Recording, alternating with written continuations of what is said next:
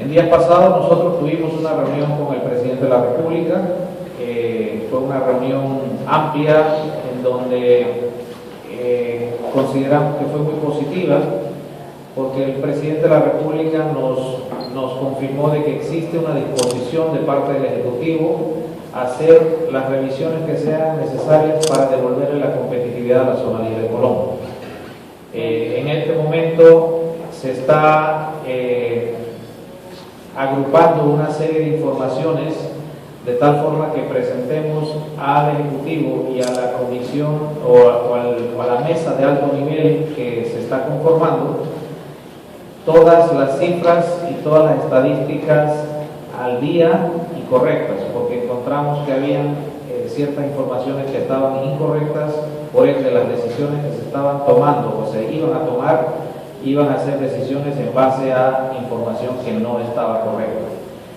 Esto para nosotros es muy importante, definitivamente que esto dilata el hecho de que estamos en una crisis, muchas empresas están sufriendo, pero queremos sentarnos con todas las instituciones que están involucradas dentro del tema estadístico y cifras para que podamos verificar eso y se lo podamos presentar al señor presidente y se puedan tomar las decisiones lo más pronto posible. Así que siéntanse libres de preguntar en cualquier momento de la presentación que haga el señor Lashman cualquier cosa que ustedes no comprendan, y al final con mucho gusto también estaremos respondiendo cualquier otra inquietud. Sin más, los dejo con el señor Lashman. Gracias.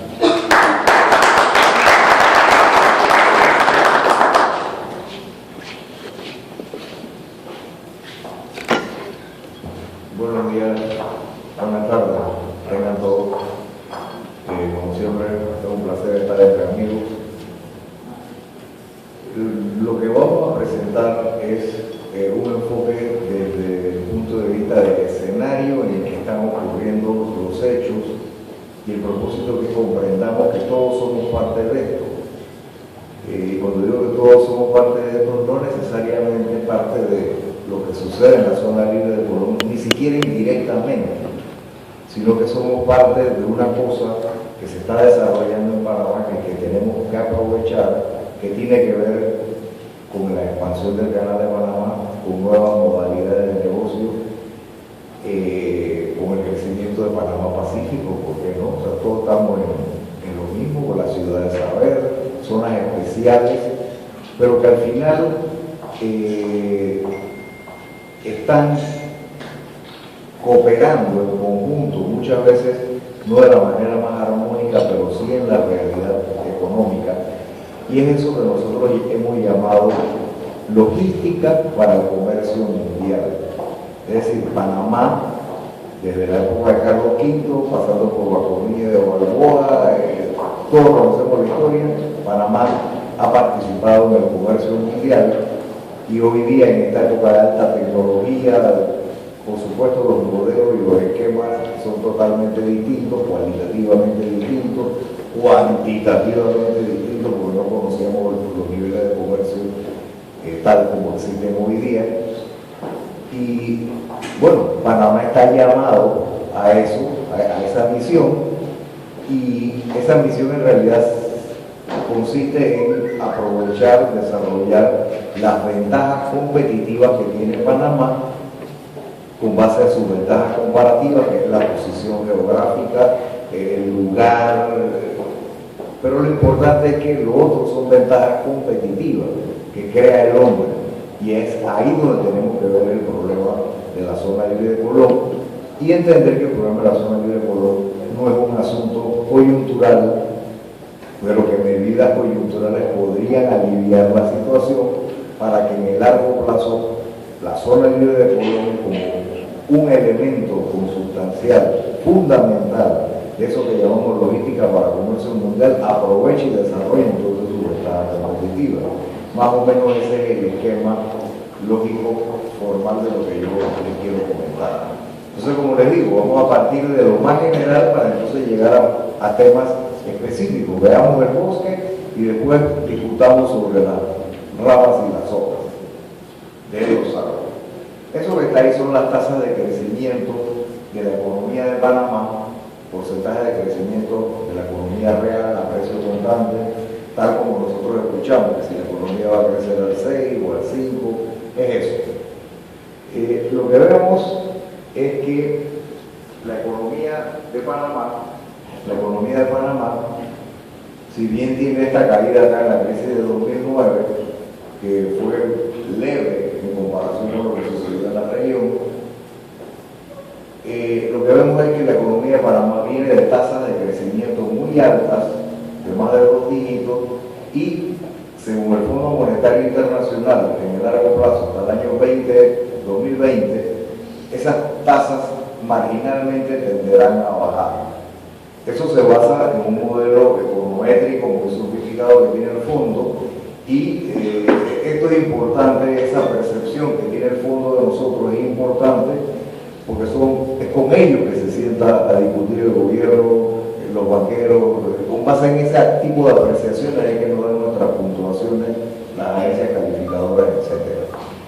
Pero hay que decir algo, este modelo, esta caída que está acá, no prevé, porque yo lo sé, dentro de ese modelo no está el desempeño, o sea, lo que se va a lograr con la expansión del canal de Panamá, no está Minera Panamá, que es una inversión más grande que la expansión del canal de Panamá, no están los 6.6 billones de aviones de copa, no están todos los planes de desarrollo de la autoridad del canal, estoy hablando de Corozal, se van a desarrollar 1.200 hectáreas del lado oeste del canal de Panamá, entre Cocolí, entre Panamá Pacífico y el puente Centenario permanece para ver eso lleno de bodegas, de puertos para carros, rorro, carga granel, combustible líquido,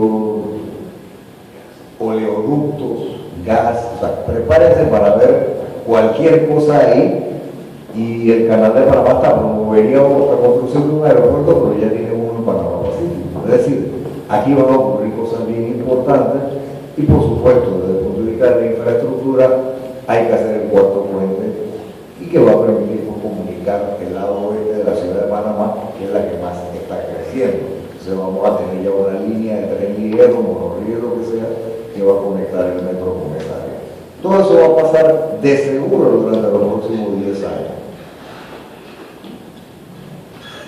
Entonces la pregunta es, ¿estamos preparados para esto? ¿Estamos preparados para que la ciudad de Panamá sea el doble de lo que es? Y nos asusten, hace 15 años la ciudad de Panamá era la mitad de lo que es. No estoy hablando de una ciencia ficción. Si la economía realmente crece, el espacio urbano, los metros cuadrados que crece, porque también crece el empleo, crece todas las variables que tienen que ver con el crecimiento económico. Ahora, si ese escenario se diera, bueno, ¿cuál es el papel que juega la zona libre de Colón?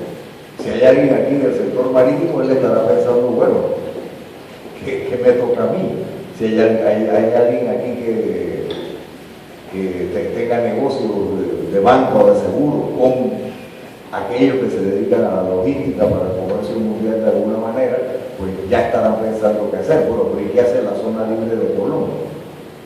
Y tratemos entonces de dimensionar qué es la zona libre de Colón en todo este contexto. Porque es cierto, hay problemas exógenos, hay problemas endógenos, hay que hacer reingeniería, hay que hacer muchas cosas en la zona libre de Colón, hay que cambiar el modelo de negocio, pero un momento, la zona libre de Colón tiene un peso tan grande que si se nos mueren las manos, usted no se imagina las consecuencias que tendrían todas estas ideas buenas y optimistas que tenemos. Se nos daña el escenario, el panorama. Esto es lo que ocurriría si pasa todo lo que yo les acabo de decir. Lo otro es el status quo. Es qué pasaría con Panamá con una foto sin todas esas cosas que yo les mencioné. Pero si esto pasa, y yo he desarrollado todo tipo de modelos econométricos, modelos de insumo productos, para poder medir, a ver si esto es real, y créanme que es real. Eso es lo que pasaría con la economía de Panamá. Siempre y cuando no se vaya la luz, ¿no? Siempre y cuando no pase algo que no estemos pensando, o que los panameños seamos tan chambones que no aprovechemos eso. Pero ese es el potencial. ¿Por qué ese es el potencial? consideremos lo siguiente, vamos a ver el escenario ahora sí bien amplio. Esta línea naranja es el Producto Interno Bruto desde el año 1950. Y lo presento ahí nada más para que vean que esta es la crisis de 2009. Lo que le quiero decir es que el Producto Interno Bruto en el muy largo plazo del planeta Tierra, es el Producto Interno Bruto de la Tierra, pues crece sistemáticamente y de manera constante. Lo que no crece sistemáticamente y de manera constante es el comercio mundial, es un indicador del comercio mundial. Entonces, esto que está aquí es los primeros pasos hacia lo que ahora se llama la globalización, ¿no? Esta es la segunda fase después del año 2000, que es clarita, y lo que vemos es un avance progresivo del comercio mundial, lo que implica, por lógica y matemáticamente demostrable, que entonces Panamá puede jugar un papel ahí, y que la situación es inusual, o sea, no estábamos acostumbrados a que el comercio mundial creciera de esta manera, y eso se debe a la tecnología, a la nueva forma de hacer negocio, a ese es el ritmo que está creciendo el comercio mundial. Y Panamá, pues, se puede continuar especializándose en el desarrollo de su ventana competitiva, sirviendo a esa expansión del comercio mundial. Ahora, me llamo la atención sobre lo siguiente, este es el año 2000. Miren la suerte que tenemos los panameños. En el año 2000 desaparece ahora sí de una vez por todas la antigua zona del canal, ya no tenemos excusas, ya los puertos son privados totalmente, las telecomunicaciones ya no son del Intel, en fin, estamos en otro país, ya tenemos otra vez ferrocarril y se dan las condiciones ideales para que Panamá aproveche eso. Entonces, muchos panameños piensan, o sea, no ven esto, pero yo creo que los extranjeros sí lo ven, y si no me creen, bueno, ¿cuántos extranjeros han llegado a Panamá en los últimos tiempos? ¿Cómo está el turismo en Panamá? ¿Por qué se ha construido tanto el edificio? Y ahora mismo muchos están vacíos, es cierto. ¿Por qué se han construido tantos hoteles? Tienen una ocupación baja. ¿Pero por qué pasó todo eso?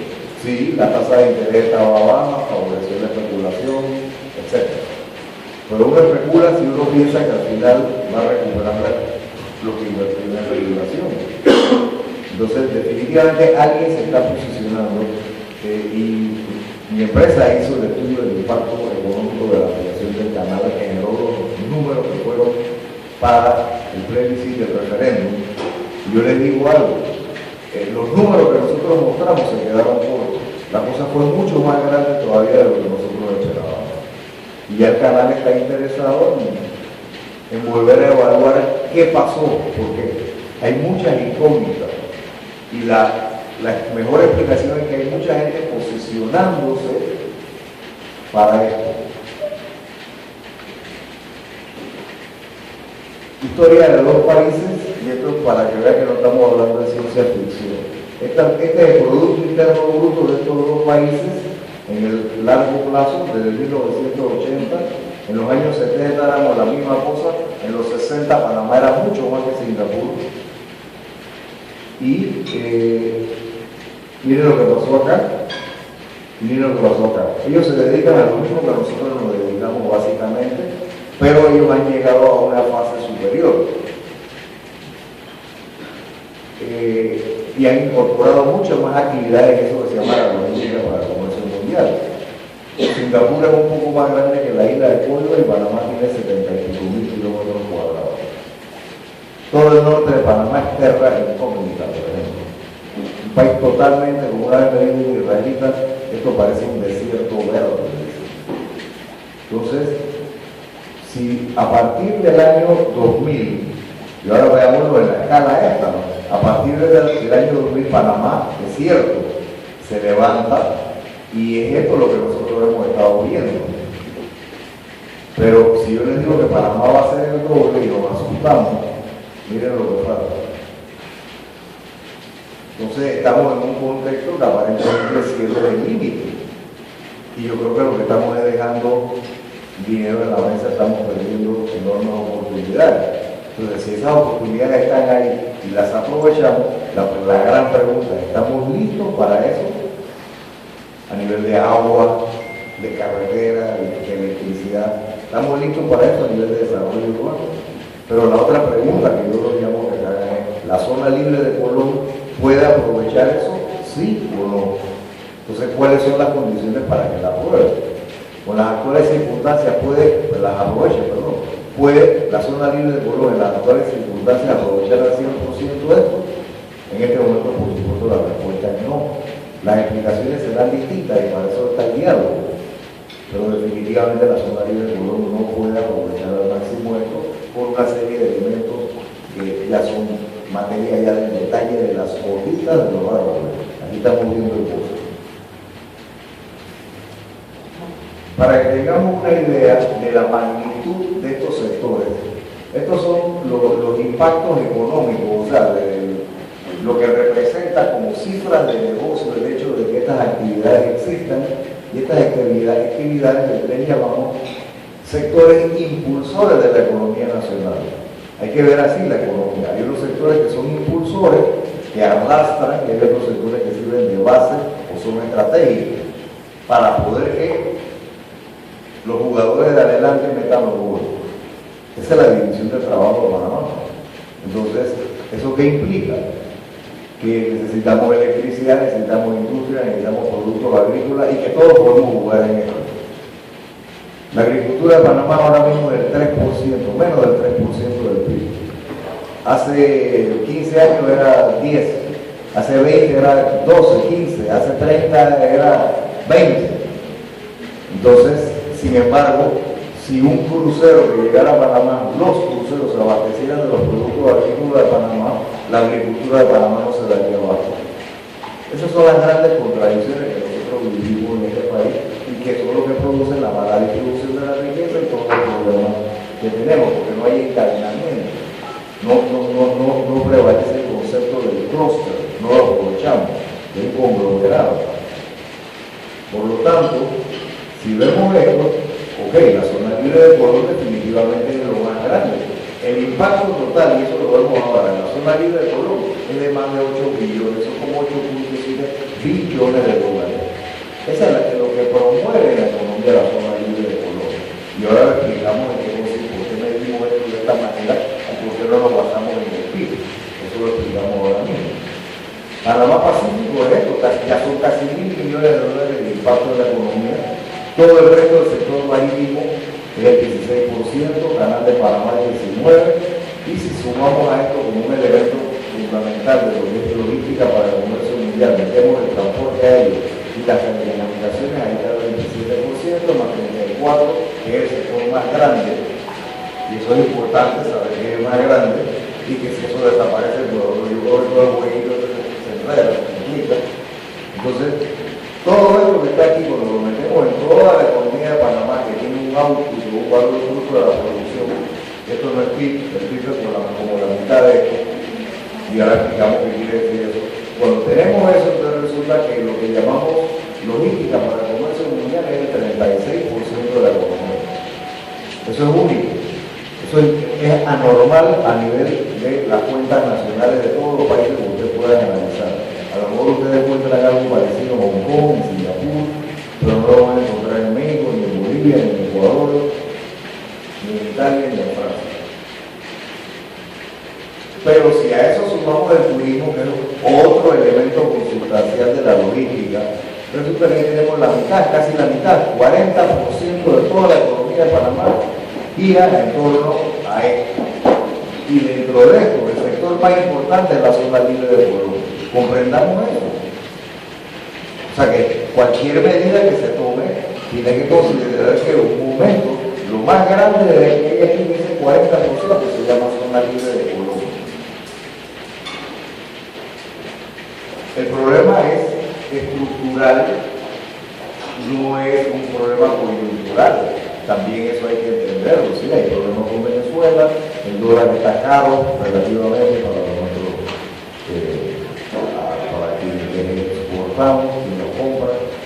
Todo eso es cierto, pero el asunto es que si tomamos sectores claves, por ejemplo, transporte, almacenamiento y comunicaciones, en toda esta dinámica que estamos marcando, señalando, pues la tendencia en que su participación dentro del Producto Interno Bruto es ascendente, notoriamente ascendente, y mire la situación de la zona libre de Colombia.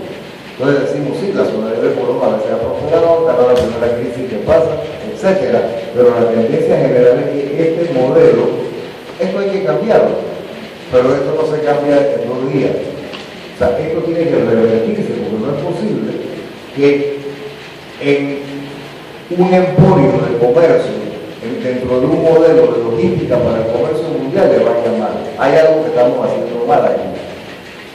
Okay. Y eso es lo que hay que examinar. Esas son las solitas que hay que examinar y ponernos de acuerdo a ver cómo revertimos esta tendencia. Pero incluso estratégicamente el problema más grave, porque la zona libre de Colombia está en Colombia.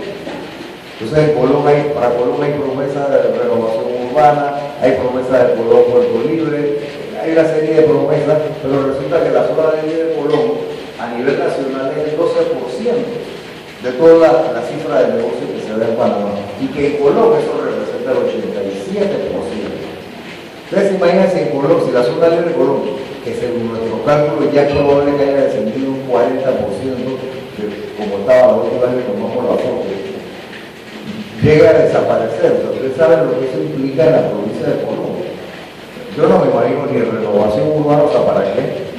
Yo no me imagino un Colombia Puerto Libre funcionando en una condición, en un ambiente donde se daría un impacto tan negativo como una caída, la pérdida del 80%, casi el 90% de la economía de Colombia es zona libre de Colombia. Entonces, con relación al análisis que se hace, aquí hay muchas contradicciones. Ejemplo, quiero decir que ante los stakeholders, ante los interlocutores, por ejemplo el gobierno, ¿qué piensa? Bueno, que yo, si me piden un break, ¿no? Un time, en la zona libre de Colombia le cuesta al fisco. Pero realmente, ¿qué es lo que está pasando? ¿Estamos midiendo las cosas como se deben medir? Esa es una pregunta que tenemos que hacer. Primero, tengo una palabrita de domingo, no hay una correspondencia bionívoca entre el ingreso y el gasto, entre las fuentes. Porque el gobierno enseguida empieza a hablar de renta sustituta. Bionívoca es que una cosa que sale de aquí hay que encontrar una partida acá. Entonces yo pregunto, ¿todo el FESI se va para la agricultura de Panamá? Cuando ya empezamos no, hay una caja negra y después el centralismo panameño lo va decidiendo qué se hace con sus ingresos. O sea que eso de la renta sustituta puede ser una falacia. Porque, ¿y qué si yo les digo, ok, si tú le das un break a la zona libre y vamos a suponer que eso ayude a que se levante la zona libre y que no se pierdan más empleos? Bueno, ¿y qué pasó con el impuesto sobre la renta que pagan los trabajadores de zona libre? Eso no cuenta, si nosotros sabemos que en nuestro sistema los que más pagan impuestos son los asalariados, comparativamente. Entonces, ¿acaso el Seguro Social no va a perder si se pierde empleo? Que de hecho ya se han perdido. Es probable que se haya mermado un 40% de la operación. Entonces, es una falacia eso de la renta sustituta, porque no se está midiendo bien. Una cosa es un criterio contable y otra es un análisis macroeconómico. En el criterio contable no existe el costo de oportunidad, no existen efectos multiplicadores, etc. En el análisis macroeconómico las cosas se ven de otra manera. Si usted dice, por ejemplo, que le va a subir el impuesto a la cerveza, entonces el análisis no es medir cuánto va a recaudar en cambio y fuera. ¿Cuáles son las implicaciones que eso ocurra? No hay que manejar la ciencia de la ingeniería espacial para por lo menos sospechar que la cosa es un poquito más complicada. ¿Cuál es la percepción que tiene el gobierno de qué es el aporte de la zona libre? Si lo vemos así muy fríamente, esto es una información de la cuenta de producción del Instituto Nacional de Estadística y Censo de la Contraloría General de la República. El año de 2007, cuando se publicó esto, y no pensemos en los valores absolutos, que por supuesto cambiaron, pero pensemos en la composición porcentual, que ahora vamos a ver que más o menos se mantiene. Entonces, los impuestos, según el gobierno, en este enfoque, que esto viene, en realidad sirve viene de la cuenta de uso y el COBO, cuenta de oferta y utilización, ¿no? Una cuenta bastante complicada que viene de la Contraloría, muy interesante. Y ahí, según ellos, de los impuestos, o sea, del valor agregado del PIB de la zona libre, nada más se paga el 1.6%, el gobierno recibe eso. Entonces la pregunta es qué pasó con el impuesto sobre la renta de los trabajadores, qué pasó con los impactos indirectos fuera de la zona libre de Colón, producto de las transacciones que se hacen. ¿Dónde está eso? 2012, otra publicación de la Contraloría. Estos son los ingresos del gobierno en esta zona libre de Colón, 1.8%. Se parece al 1.6. O sea, esa es la percepción a la hora de la hora.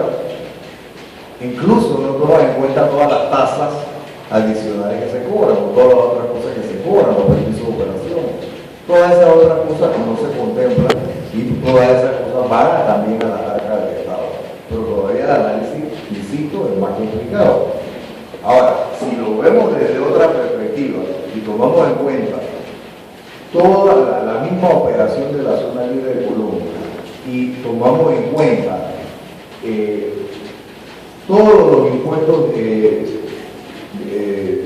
o sea, las recaudaciones directas, que eso incluye ahí sí el seguro social y todo lo que en realidad recibe el gobierno producto de la operación, es que esa es la fórmula. ¿Qué es lo que recibe el producto de la operación? No es lo que cobra por la operación, porque lo que recibe es mucho más que lo que cobra, y lo vamos a encontrar. Entonces ahí estamos hablando ya de 199 que equivale al 5.7, ya no es 1.6, 1.8. Y ahora vamos a ver más adelante qué pasa cuando entonces sacamos cuál es el impacto indirecto. Porque acaso la gente que vende a la zona libre de Colón, la gente que le vende comida a la zona libre de Colón, la gente que le vende servicios bancarios, lo que sea, a la zona libre de Colón, ¿acaso ellos no pagan al gobierno? Claro que pagan proporcionalmente y eso es lo que calcula el modelo que nosotros hemos desarrollado. Que es un modelo de verdad matemático aplicado a la economía. Al final de cuentas, para que lo tengamos así muy aterrizado, por cada dólar de impuestos sobre la renta que paga la zona libre de Colón, el gobierno en realidad recibe $3.17. O sea, el 300, más del 300% de lo que supuestamente pagan el impuesto sobre la renta, todo el resto viene de algún otro lado, que no es necesariamente lo que se estaría percibiendo con mayor claridad. Lo más sencillo de entender, la cosa es más complicada. La idea no es entrar en este detalle, estas son las hojitas de los árboles, pero si uno analiza, y aquí lo que se está hablando es de condiciones de fair play, si son zonas libres, zonas especiales, bueno, esta es la zona libre de Colón, por ejemplo, este es Panamá Pacífico. Entonces, cuando uno empieza a hacer comparaciones sobre rubros específicos, empiezan a aparecer los exonerados de este lado. Exonerados, no pagan, no se pagan. Cuando uno ve, esto lo hizo yo Viatec, cuando uno analiza, bueno, de todos los beneficios de que se beneficien las zonas especiales, de todo eso, ¿cuál es el beneficia la zona libre de Colón? Empiezan los gachitos es que sí, los no es que no.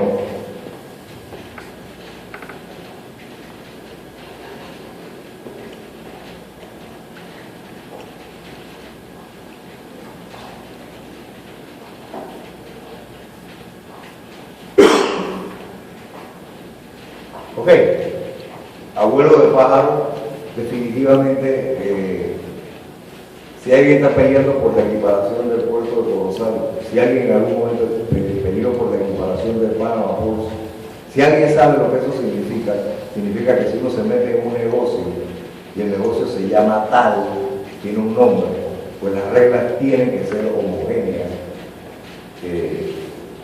Y había que evaluar si vale la pena quitarle a uno para darle al otro o darle al otro. Ahí es donde viene ya una discusión seria, formal, pero esa discusión es estructural, no es para resolver un problema que se tiene en este instante, para ver si mañana o pasado nos empezamos a recuperar. La cosa es mucho más profunda, hay que revisar todo esto. Lo que les decía del impacto, para que tengamos una idea, esto no es el PIB. El PIB estaría en verdad como por acá abajo. Esto que está aquí es el impacto directo que se llama valor bruto de la producción. Eso en los términos de economía, en términos anglosajones, eso se llama output, que es toda la venta final, vamos a llamarle así. Ok, vendí $1, ¿qué necesité para vender ese dólar? Para ver qué necesité para vender ese dólar. Ese es el impacto indirecto, que es el consumo intermedio. Resulta que para yo poder vender esto, para poder vender $5.7 billones, yo necesité 2.2 billones.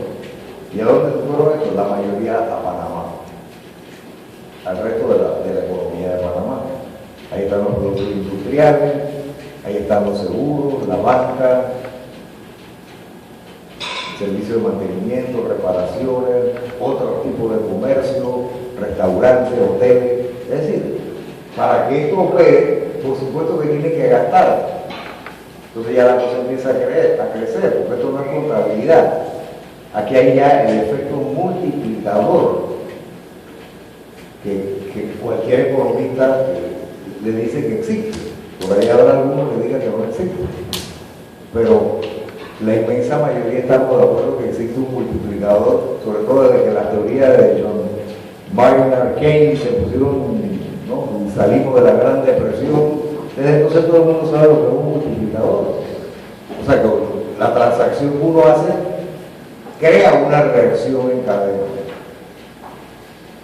Entonces eso es lo que ellos compran para poder vender esto.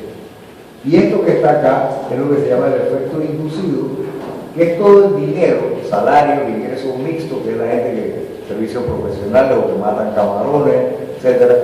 Toda esa masa de dinero representa 423 millones de dólares. Esos no son los salarios nada más de la zona libre, es los salarios también de la Coca-Cola, si la Coca-Cola, o sea, profesionales de la Coca-Cola, con base a la Coca-Cola que vende a la gente que trabaja en cervecería nacional.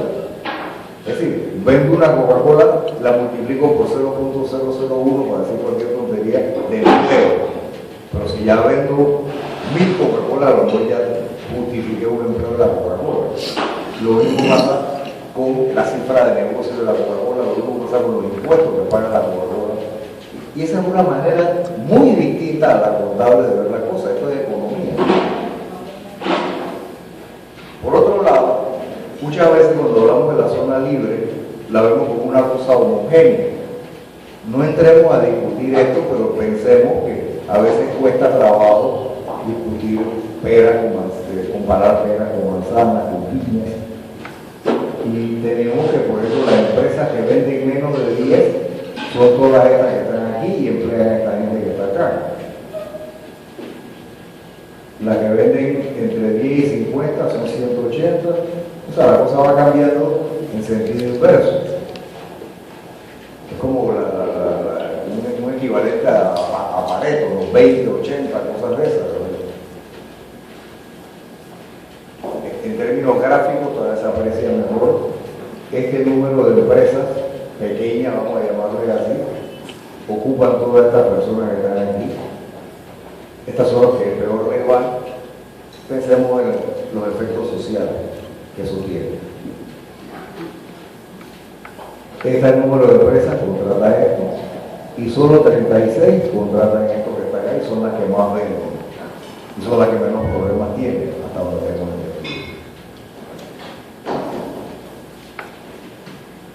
seguimos este hilo de razonamiento, entonces si en la zona libre de Colón, cuando se empleaban los 23.800, nadie sabe a ciencia cierta cuánta gente está trabajando en este momento en la zona libre de Colón, pero si cuando se tomó esta fotografía, allá afuera, producto de esto, había 76.000 empleos indirectos,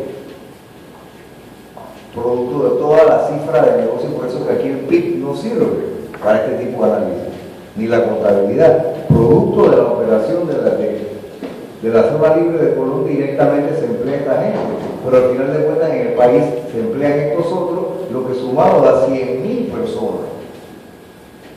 Y ahora vamos a hacer una comparación para que sepamos que es 100.000 personas en un país donde trabajan 1.600.000. 100.000 no es un número que debemos tomar muy a la ligera.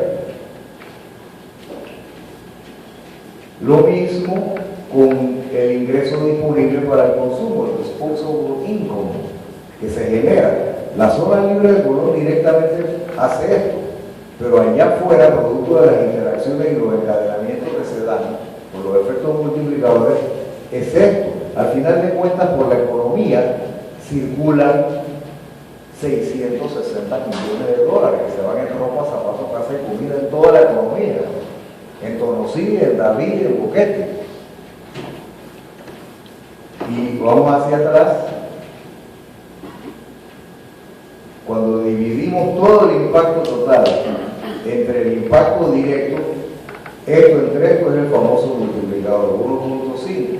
O sea que por cada dólar de cifra de negocio que promueve la zona libre de Colón, en Panamá circulan 50 centavos adicionales por toda la economía. Eso no se puede en análisis contable, ni se puede medir con el PIB.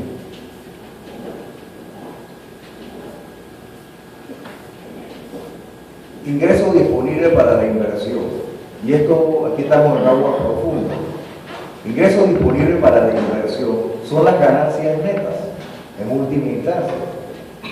Pero se nos olvida la importancia de lo que dicen, esta gente gana un montón de plata.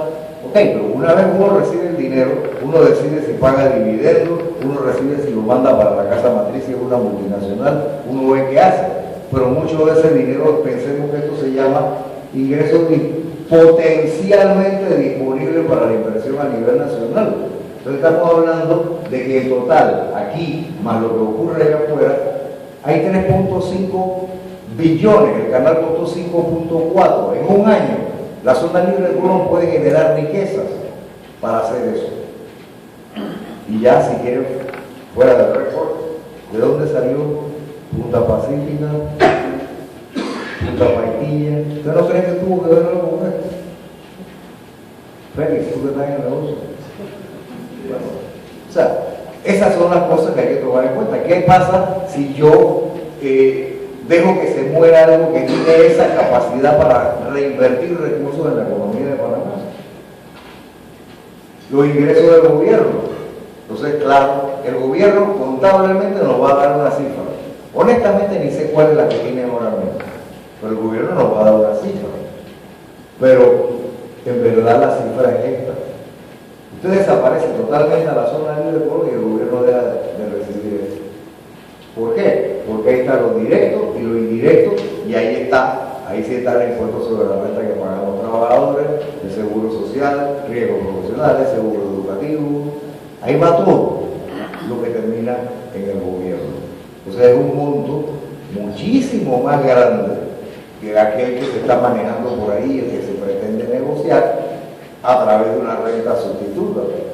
Si la renta sustituta es una verdad y no una falacia, entonces yo reto al gobierno que, oiga, el problema de verdad es ese. ¿De dónde vas a sacar los cientos de...? ¿No? ¿Qué porcentaje es eso de los ingresos totales del gobierno, de los ingresos tributarios? Entonces, producto de todas las medidas podemos hacer resta y decir, bueno, con el 50% de pérdidas de las últimas fotos que tomamos de la zona libre de Colón, que ya estamos cercanos a ese porcentaje, ya perdimos en compras que se hacen en Panamá, en Félix Maduro, estas propagandas son gratis, Novi, en el machetazo, hay 1.100 millones de dólares que se están perdiendo en este momento. Eso no es parte de un análisis contable sobre renta sustituta y esas cosas. El gobierno ha dejado de ganar 133 millones de dólares, y no sé cuántos que están peleando en renta sustituta, pero ese es el número. Ingresos disponibles, plata, ropa, zapatos, casa y comida. Eso. Potencial de inversión generada. Bueno, si todo lo que recibió la zona libre de Colón después de todos sus gastos se hubieran invertido en Panamá, estamos hablando de 1.8 billones de dólares. Y las ventas totales, las cifras de operaciones, pues son 2.8 billones. Entonces, si multiplicamos todo esto por 2 y decimos que, bueno, será pues la situación verdaderamente apocalíptica, entonces es eso lo que estamos perdiendo, que en estos términos sería esto, ¿no?